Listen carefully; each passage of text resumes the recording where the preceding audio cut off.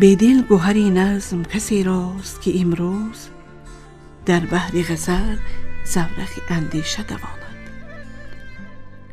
در ایجادیات میرزا عبدالقادر بیدل ژانر غزل موقعی مخصوص دارد. روانی و شیرین بیانی غزلهایش دوستداران کلام بدیع را مفتون گردانیده است.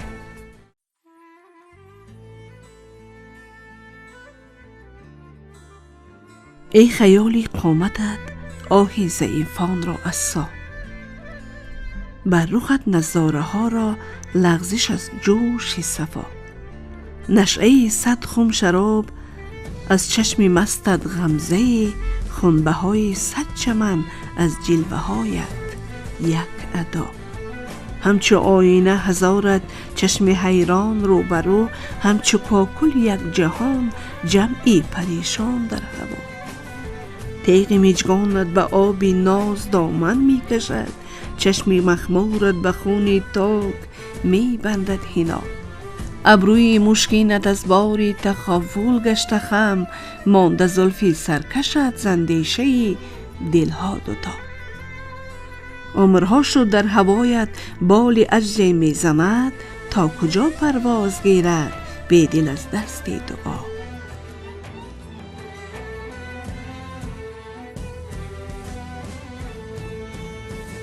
غزل یکی از معروفترین، یکی از محبوبترین، یکی از مشهورترین ژانرهای ادبی بخصوص در ادبیات تاجیک است.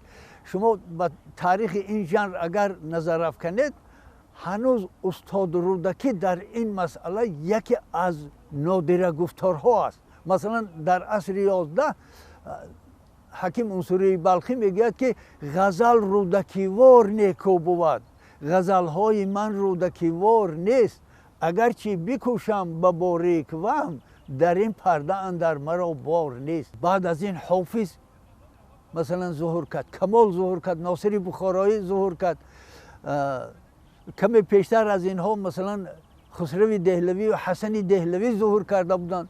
واقعا بیدل از سلک آن شخصیت های هست که در غزل نیز تازه‌کاری های بنیادی کرد. سبک بیدل سبک هندی بوده، در این سبک همتا ندارد و استاد خوانده شده است. پیروان و مقلدانش به غزلهایش تتبع کردند که توجه خاصه داشتن او را به این ژانر نشان می‌دهد. بیدل ابوالمعانی است و این ابوالمعانی او در نظم و نثر او با مشاهده میرسد. خاصه نقش بیدل در تحول غزل در عصر 17 گفتن ممکن است که بنیادی است. نقش بنیادی در تحول غزل دارد. و عقیده او غزل باید بیانگر موضوعهای روز، بیانگر واقعه های زندگی و افاده آرزوهای انسانی باشد. امروزت از غزل پی فردا گرفته است، ای غافل از غزل و خیالی قصیده رفت. بزرگان ما در گذشته به نظم توجهی بیشتر داشتند و نظم را رجحان هم دادند. مثلا میگویند که سخن گرچه منصور نیکو بود، چو منظوم گردد نکوتر شود. بنابراین شعر تاجیک در گذشته خیلی و خیلی عالمیان را تسخیر کرده است و امروز هم. غزلهای او بازتابنده موضوعهای جامعه نیز هستند، در آنها حقیقت روزگار و آفاق جلوی دیگر دارند. سطری اگر ز افزای جهان و نوشته ایم، گردانده ایم رنگ و جلیپا نوشته ایم، از نقش ما حقیقت آفاق خواندنی است، چون موج کارنامه دریا نوشته ایم. یکی از سیماهای ادبی که تازه‌کاری‌های بنیادی در تاریخ ادبیات کرده است، این میرزا عبدالقادر بیدل دهلوی است. میرزا عبدالقادر بیدل در تاریخ ادبیات میان 30,000 شاعرانی که امروز به ما معلوم است، 30,000 شاعرانی که صاحب دیوانند و امروز کشف شدند و 400 شاعر دیگر که مثلا آنها کشف شدند ولی هنوز دیوانشان به دست نآمده است. انا میان 3400 تن شاعران بیدل یکی از نمایندگان کلام هنری است که در تاریخ ادبیات تازه‌کاری های بنیادی کرده است، مخصوصا در اختراع معنی ها. او معنی های بکر اختراع کرده است که نه به هر کس دسترس شده است. به اندیشه بیدل همان غزل مورد توجهی خواننده می شود که دارای تأثیر عظیمی باشد. تأثیر سخن را شاعر با سندهای بدیعی توانسته است به دانندگان سخن والا رساند. دلدار مقیم دل ما شد، چی بجا شد؟ جایش به همین آینه باشد، چی بجا شد؟ اسرار دهانش به جنون زد ز تبسم، آن پیرهنی وهم قبا شد، چی بجا شد؟ گردی نفس چند که در سینه شکستیم، تعمیر دلی یس بینا شد، چی بجا شد؟ آن ناله که 100 سور قیامت به نفس داشت، پیش نگهت سرمه نوا شد، چی بجا شد؟ از کس بی وفا شد به دلم کفش معانی، آینم اندیشه نما شد، چی بجا شد؟ زلفش که به خورشید فشاندی سر دامان، از سرکشی خویش دوتا شد، چی بجا شد؟ عمری به هوا شبنم ما هر زدوی کرد، آخر ز حیا آب به لپا شد، چی بجا شد؟ در گرد سحر جوهری پرواز هوا بود، بیدل نفس آینه ما شد، چی بجا شد؟ سبک بیدل عجیب یک سبک است که سبک کاملا اندیشه محور است و مهم اون است که این سبک کلمه ها در علاهیدگی اینقدر مشکل نیست. کلمه ها در علاهیدگی حتی برای خواننده عادی هم فهمو است، ولی وقتی که در متن وارد میشوند، یا متن منظوم یا متن منظور، بخصوص در متن منظوم درک معنی آنها خیلی گران میشد. غزل از جهت مقدار در اشعار بیدل موقع اساسی را کشف کرده است. غزلیات او بیش از 2838 عدد بوده، برای دوستداران کلام بدیع مخزن علم و معرفت است. تعداد ابیاتش بیش از 30,000 می باشد. ادبیات عصرهای 16 و 19 یک جهت بسیار برجسته‌اش آن است که بیت جنبه قوی‌تر استقلال پیدا میکند. گمان میکنید که فرد بیت باشد، اما وای فرد بیت نیست، در ترکیب غزل باشد هم تا اندازه استقلالیتش تأمین است. انا همین مخصوصا در آثار بیدل. موضوع و مندرجه غزلیات بیدل رنگارنگ و دامنه‌دار بوده، معنی ها در 2 بیت به یک شکل نیز آمدند.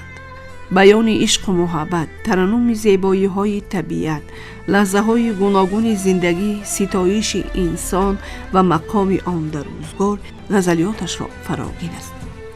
غزلهایش با گروهی غزلهای عشقی آسمانی، زمینی و فلسفی، پند و اخلاقی، حبس حالی، توصیفی و امثال اینها نیز دامنگیر است. با چینیت مناز که خاکم به آن غرور، چندی به سر نیامدم موینه باف شد. در اینجا کلمه های چینی، خاکان، غرور در مصرع اول و در مصرع دوم به سر نیامدن و موین باف و نسبتاً مشکل فهم هستند. پیش از همه در فهمش معنی این ما هنری بسیار هنری والای ایجادکار را دچار میکنیم که از سنت‌های بدیعی مخصوصاً مراعات النظیر، تناسب سخن خیلی خیلی خوب کار گرفته است. مثلا اینجا تناسب نهایت پرقوت است و اینچنین تلمیح از تلمیح خاکان، هدف از خاکان چین است. خاکان چین است که کاسه چینی داشته است و برای کاسه چینی بسیار مثلا نادرش با این کاسه غرور میکرده است.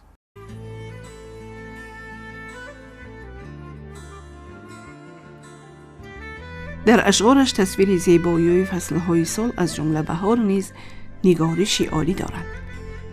امروز نوبهار است، ساغرکشان بیایید. گلجوش باده دارد تا گلستان بیایید. در باغ بی بهاریم، سیری که در چی داریم؟ گلباز انتظاریم، بازی کنان بیایید.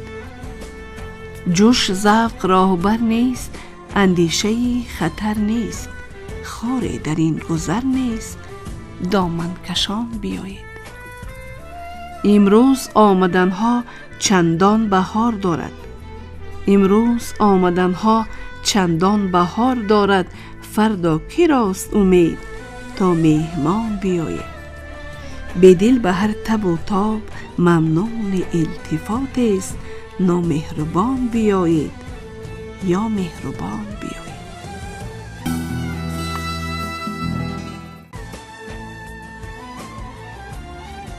غزلیات او را موضوع فخریه نیز زینتی دیگر می‌دهد که شاعر استعداد غزل سرایی و سخن پردازی هایش را تصویر کرده است.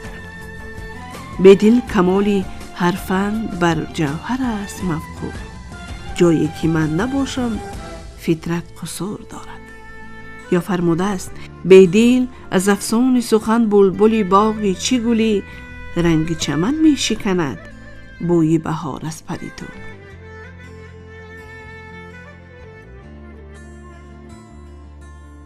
هدف شاعر این است که غرور، یعنی مذمت غرور هدف شاعر است و موینه باف شدن مثلا این کاسه همین معنی را دارد که کاسه چینی مو برآورده است.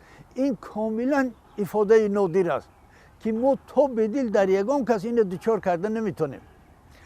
هدفش چی است از این؟ مثلا مو برآوردن کاسه چینی چی است؟ مو برآوردن کاسه چینی شکستن کاسه است. در بین مردم جغ برآوردن میگوید که انا همون مو برآوردن کاسه چینی، یعنی یک خط سیاه، یک رخ سیاه پیدا میشد در کاسه. انا همین رخ سیاه، خط سیاه، گویا که مو برآوردن کاسه تعبیر شده است در بدل که نهایت افاده عالی، افاده نهایت بلند است. موضوع دیگر در غزلیات شاعر همدردی بیماران و ناتوانان، مهربان بودن به پیوندان و دوستان بوده. به این موضوع رو آوردن شاعر از یک طرف جنبه انسان دوستی داشتن اشعار او را نشان دهد، از طرف دیگر ماهیت اجتماعی آثار او را آشکار می سازد. به عقیده او در جمعیت زندگی کردن و از اهل آن جدا بودن غیر امکان است. انسان وقتی از صحبت جهانیان رهایی می یابد که از جهان و زندگی عموما دست می کشد. تا ابد موهی شکوهی خلق باید بود و بس. شاخ ما دانه می پردازد از گردی سخن.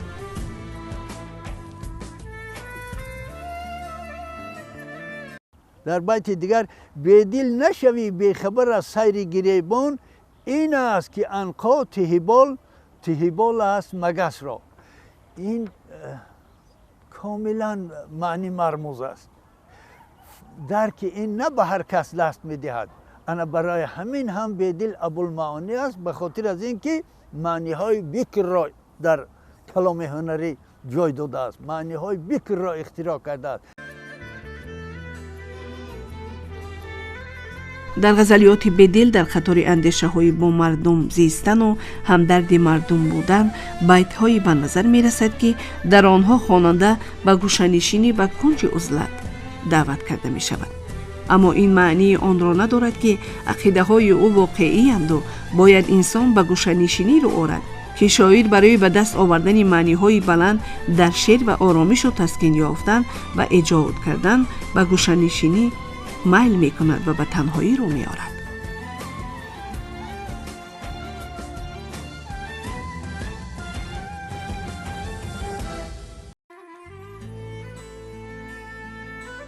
بر خاموشی زدم، فکر خروشی دارم، تا توان ناله برودن نفسی می کارم. یا اینکه اسرار سخن جز به خاموشی نتوان یافت، مفتاح دری گنج معانی است تأمل. نیست به دلگوشگیری های ما به مصلحت، خلوتی می باید در باب سخن را چون زبان. بیدل در تحول غزل به درجه نقش بازید که بنیادگذار یک شکل نوی غزل شد. البته در شکل نه، چون که شکل این بسیار قالب وی است، مثلا سختی بسیار چی است که مثلا تغییر پذیر نیست، ولی تازه کاری بیدل در معنا سر هر یک مصرع دچار میشد، حتی بیت اون طرف است در مصرع دچار میشد.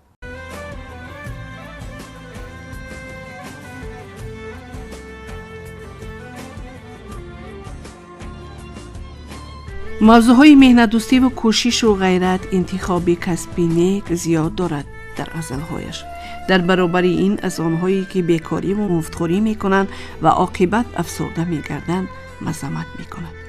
او میگوید که کسی بیکار گردد و در جامعه منفعت نآورد همیشه افسرده و زیر بار ننگ قرار دارد.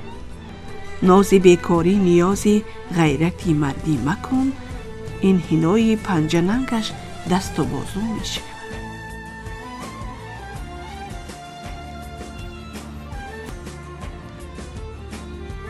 ستایش انسان نیز یکی از موضوعهای محوری غزلیات او می باشد. به عقیده شاعر عالمی هستی به طفیل وجود انسان پایدار است. به وجود وی عالمی امکان باطل و بی معنی است. به وجود ما همین هستی عدم خواهد بودن تا در این آینه پایداریم. عالم است.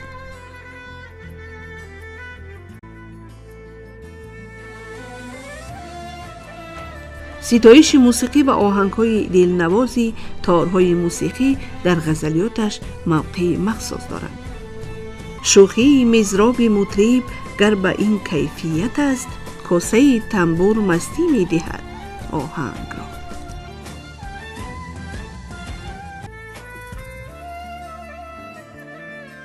شاعر از صنعت‌های بدیعی فراوان استفاده کرده است و فراوان‌ترینش صنعت تمثیل یا خود تشبیه مرکب است. شاعر فکر خود را در مصرع اول بیان می‌کند و در مصرع دوم مثال‌ها آورده فکرش را تقویت می‌بخشد. شکوه از گردون دلیل تنگ دستی های ماست، ناله در پرواز باشد طایری پربسته را.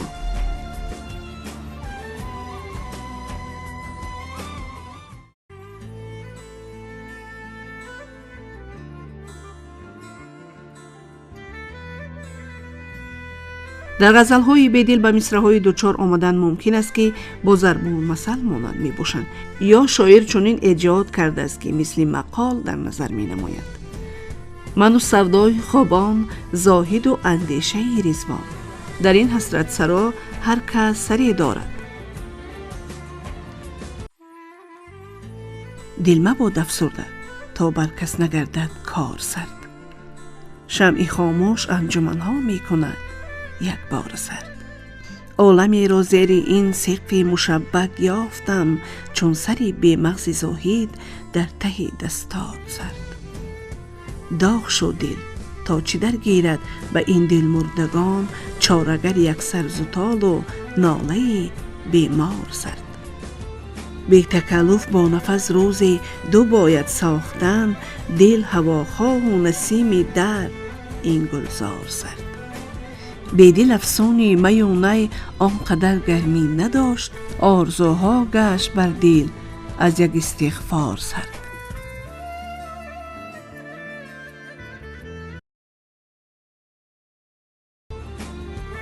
صنعت دیگری که در غزلیات بیدل موقعی مهم دارد این تناسب سخن است. در این صنعت شاعر فکرش را تاثیر بخش و نشانرس بیان کرده است.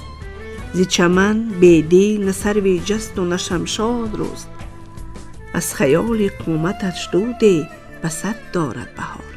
به این معنی ها غزلیات شاعر در ادبیات کلاسیک تاجیک جایگاهی مهم دارند و با جذابیت خود مؤلفشان را مقام جاویدانگی بخشیده.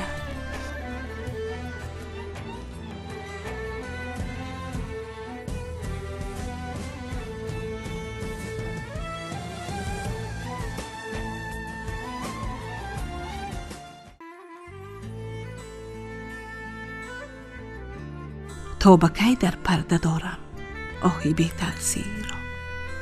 از ودای آرزو پر می دهم این تیر را. کلبه مجنون چو صحرا از عمارت فارغ است، بام و در حاجت نباشد خانه زنجیر را. رنگ زردی ما عیاری قدرت عشق است و بس، این طلا بی پرده دارد جوهری اکسیر را. ما تحیر پیشگان را اضطراب دیگر است، پر زدن در رنگ خون شد بسمل تصویر را. آسمان با آن کجی شمع بساطش راستی است، حلقه چشمی کمان نظاره داند تیر را. پوشش حال است به دل ساز حفظ آبرو، به نیامی می کند به جوهر این شمشیر.